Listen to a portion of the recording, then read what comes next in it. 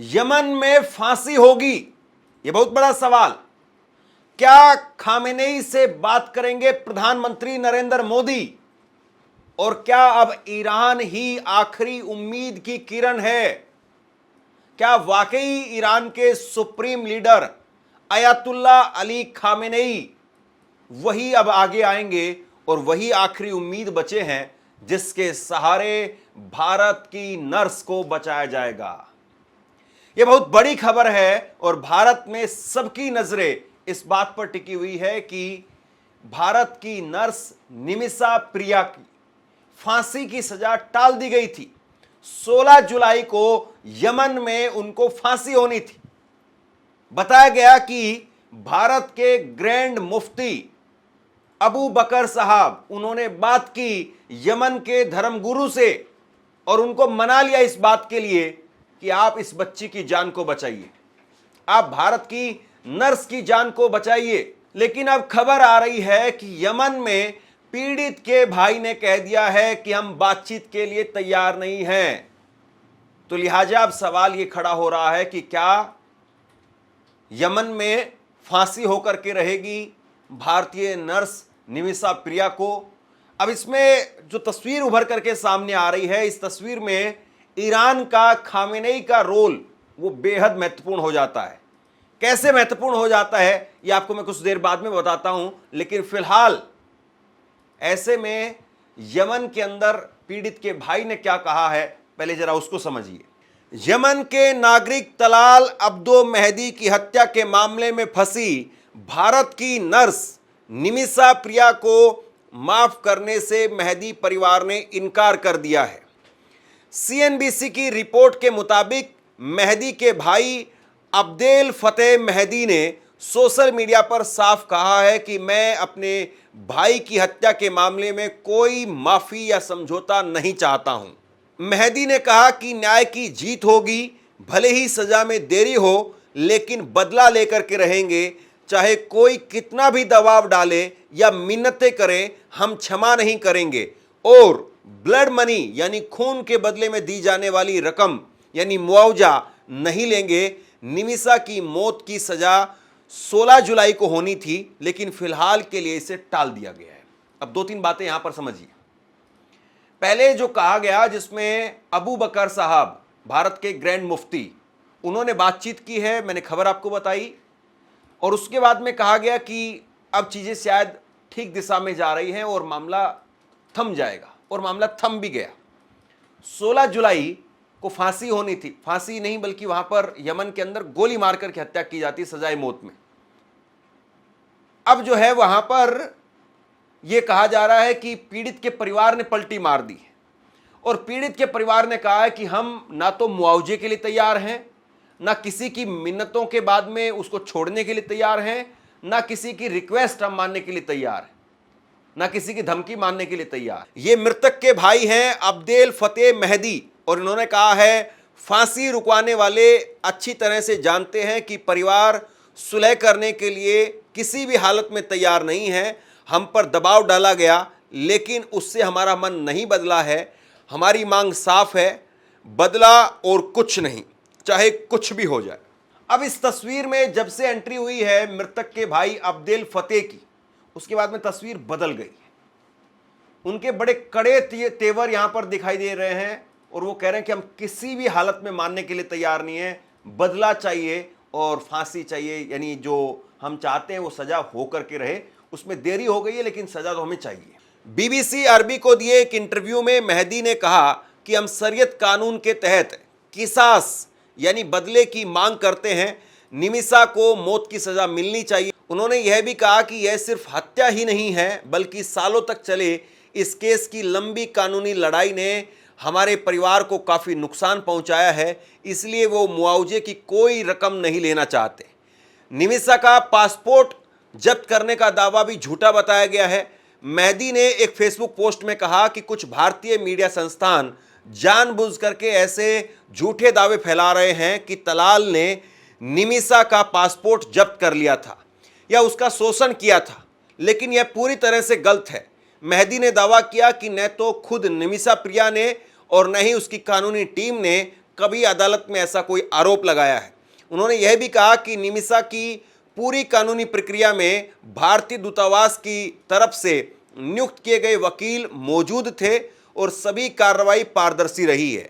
मेहदी ने भारतीय मीडिया पर यह आरोप लगाया कि वह दोषी को पीड़ित के रूप में प्रस्तुत कर रही है। उन्होंने लिखा कि इसका मकसद जनता को गुमराह करना और अपराधी के लिए झूठी सहानुभूति पैदा करना है। देखिए, सबसे बड़ी बात यह है कि अभी तक जो खबरें निकल करके सामने आ रही थी, जो तथ्य निकल करके सामने आ रहे थे, उसके अनुसार यह बताया गया कि यमन के अंदर भारतीय नर्स वो जाती है और उसके बाद में कुछ समय के बाद में वो अपना वहां पर पार्टनरशिप में एक हॉस्पिटल खोल लेती है और हॉस्पिटल में उसके पार्टनर थे तलाल अब्दो मेहदी। अब ये कहा जा रहा था कि तलाल अब्दो मेहदी ने निमिषा का पासपोर्ट जब्त कर लिया, उसको परेशान करने लगे और इसी बात से परेशान होकर के निमिषा प्रिया ने तलाल को ओवरडोज दे दिया, नशे का ओवरडोज दे दिया और उसके बाद में इंजेक्शन लगाया बाकायदा और उसके बाद में उसकी मौत हो गई। लेकिन यहाँ पर अब मृतक के भाई जो हैं वो उस पूरी कहानी को झुठला रहे हैं। अब इसमें कितना सच है कितना नहीं है ये हम कह नहीं सकते, क्योंकि इस वक्त में हमारे पास में जो जानकारी आ रही है उसमें दूसरे पक्ष का कोई पहलू सामने नहीं आया है कि दूसरा पक्ष इसमें क्या कह रहा। इससे पहले रिपोर्ट के मुताबिक 15 जुलाई को भारत में कंतापुरम के ग्रैंड मुफ्ती एपी अबू बकर मुस्लियार और यमन के चर्चित सूफी विद्वान शेख हबीब उमर बिन हाफिज इस मसले पर बातचीत की थी। इसमें यमन के सुप्रीम कोर्ट के एक जज और मृतक का भाई भी शामिल था। यमन के शेख हबीब को बातचीत के लिए मुफ्ती मुस्लियार ने मनाया। ऐसा भी पहली बार हुआ जब पीड़ित परिवार का कोई करीबी सदस्य बातचीत को तैयार हुआ। यह बातचीत शरिया कानून के तहत हुई जो पीड़ित परिवार को दोषी को बिना शर्त या फिर ब्लड मनी के बदले माफ करने का कानूनी अधिकार देता है। दरअसल इस बात को ऐसे समझिए आप, कई बार ऐसा होता है कि किसी का भाई मार दिया जाता है या किसी का बेटा मार दिया जाता है या किसी का पति मार दिया जाता है और उसके बाद में बड़े बड़े लोग आकर के बैठते हैं और बड़े बड़े लोग आकर के बैठ करके समझाते हैं कि बेटा कुछ नहीं होने वाला है, कानूनी आप पचेड़े में फंसेंगे, कोर्ट की लड़ाइयों में आप उलझते रह जाएंगे, सालों साल बीत जाएंगे, दोनों परिवार बर्बाद हो जाएंगे, इन लड़ाइयों में कुछ नहीं रखा है, इससे अच्छा ये है कि आपको ये इतना पैसा दे देंगे, इससे आपका जीवन बाकी का ठीक से चल जाएगा, आपका जो परिवार का कोई सदस्य गया है वो तो वापसी नहीं आएगा, लेकिन कम से कम बाकी के जो लोग बचे हैं उनका जीवन ढंग से चला जाएगा। और ऐसे में एक तरीके से माहौल बनाया जाता है कि समझौता हो जाए, मध्यस्थता हो जाए। और ये बताया जा रहा है कि करीब 8.5 करोड़ रुपए मृतक के परिवार को देने की पेशकश हुई थी और उसके बाद में ये कहा गया कि मृतक के परिवार ने पैसा तो नहीं लिया है लेकिन वो नरम पड़ गए हैं और इसीलिए 16 जुलाई को होने वाली फांसी की सजा वो टाल दी गई थी। लेकिन अब मामला पलट गया है, अब मामला पलट गया है और मृतक के भाई कह रहे हैं कि हमें पैसा वैसा नहीं चाहिए, हमें तो अब मौत के बदले मौत चाहिए। मृतक के भाई ने नाराजगी जताई है। निमिषा के परिवार ने बातचीत के लिए सामाजिक कार्यकर्ता सैमुअल जेरोम को अधिकृत किया। जेरोम ने तलाल अब्दो मेहदी के परिवार की नाराजगी की पुष्टि की और बताया कि भारत से आई उन रिपोर्ट के बाद में ये हुआ है जिनमें यह दावा किया गया था कि मेहदी परिवार को 10 लाख डॉलर लगभग 8 करोड़ रुपए ब्लड मनी के रूप में दिए जाएंगे, जिसके बाद में वो प्रिया को माफ कर देंगे। उन्होंने आगे कहा कि हम वहां जाकर के यह नहीं कह सकते हैं कि आप कितना पैसा लेंगे, यह पूरी तरह से परेशान करने वाला है। मुझे नहीं पता कि भारत में लोग कैसे इस बारे में सोचते हैं। जेरोम ने बताया कि हमें तब झटका लगा जब भाई ने पोस्ट किया कि उसे किसी भी चीज़ में कोई दिलचस्पी नहीं है, तो अब मुझे फिर से पुल बनाना होगा, लेकिन मुझे नहीं पता कि कितना समय है। उन्होंने चिंता जताई कि शायद प्रिया के पास में ज़्यादा समय नहीं है, सब बहुत गुस्से में हैं, हालात को शांत करना होगा। अब जरा मामले को समझिए कि क्या हुआ है। दरअसल जो मीडिएटर है, मध्यस्थता करने वाला जो व्यक्ति है, सैमुअल जेरोम, जिसको निमिषा के परिवार की तरफ से नियुक्त किया गया है, उन्होंने कहा कि सारा मामला जो है वो बिगड़ा इस बात के लिए कि भारत की तरफ से जितनी रिपोर्ट निकल करके सामने आई उसमें कहा गया कि 10 लाख डॉलर की पेशकश की गई है, 8 करोड़ रुपए मृतक के परिवार को दिए जा रहे हैं। और इस बात से मृतक का परिवार भड़क गया कि हमें पैसे के बदले में मनाया जा रहा है। अब वो कह रहे हैं कि अब मामला जो है वो बहुत बिगड़ गया है। अब ये बात कहाँ से निकल करके आई, ये 10 लाख डॉलर की जो बात है या 8 करोड़ रुपए की जो बात है, ये बात कहाँ से लीक हुई है, इस बात को तो देखना चाहिए। जब परिवार अगर नहीं चाह रहा था या मध्यस्थता जहाँ पर हो रही थी, तो जाहिर सी बात है, कई बार आप देखते हैं गांव देहात में या अलग अलग शहरों में समझौता होता है, तो समझौते की जो शर्तें होती है, बातचीत होती है, वो बाहर नहीं आती। और जाहिर सी बात है, जब पैसे की बातचीत जब बाहर आ गई, तो सामने वाली जो पार्टी होती है वो कहती कि अब हमारे स्वाभिमान को चोट पहुंची है, क्योंकि हमें कल को ये कहा जाएगा हमारे समाज के अंदर कि तुमने अपने बेटे के बदले में इतने रुपए ले लिए और तुम खामोश बैठ गए। तो इसलिए मामला अब ये बताया जा रहा कि बिगड़ गया है। लेकिन अब सवाल ये है, जो मैंने शुरुआत में कहा, कि क्या खामेनेई से बात करेंगे प्रधानमंत्री मोदी? और ये बात क्यों कही जा रही है? ये बात इसलिए कही जा रही है क्योंकि यमन को अगर आप देखेंगे तो यमन को 2 हिस्सों में बांट करके समझा जा सकता है।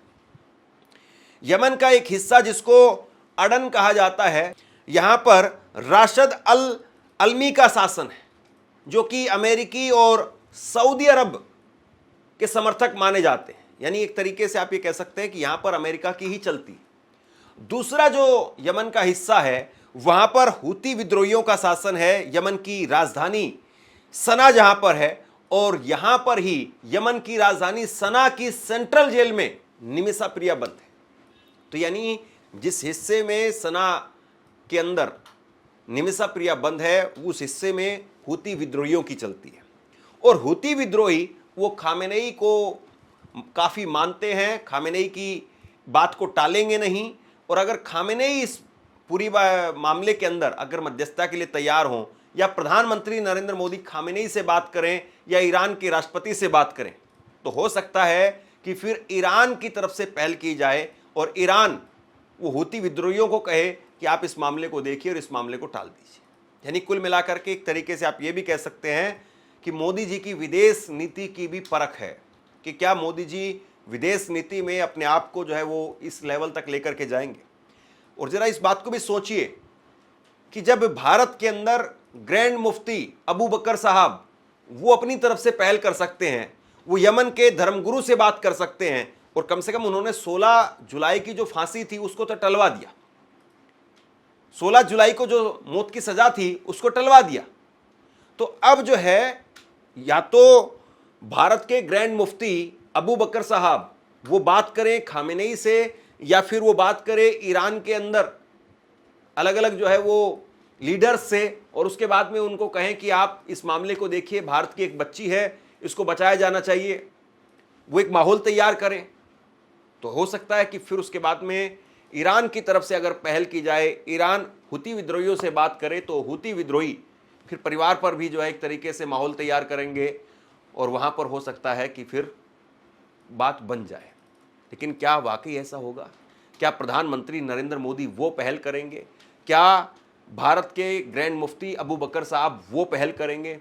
बहरहाल अब देखना बाकी है कि इस मामले में किस तरीके से आगे कार्रवाई जो है वो अब बढ़ती है, और इसमें प्रधानमंत्री नरेंद्र मोदी या भारत के ग्रैंड मुफ्ती अबू बकर साहब या खामेनेई या ईरान के बाकी नेता इसमें क्या वाकई पहल करते हैं। आप क्या सोचते हैं? नीचे कमेंट बॉक्स में लिख करके जरूर बताइए। इस खबर को शेयर कीजिए। धन्यवाद।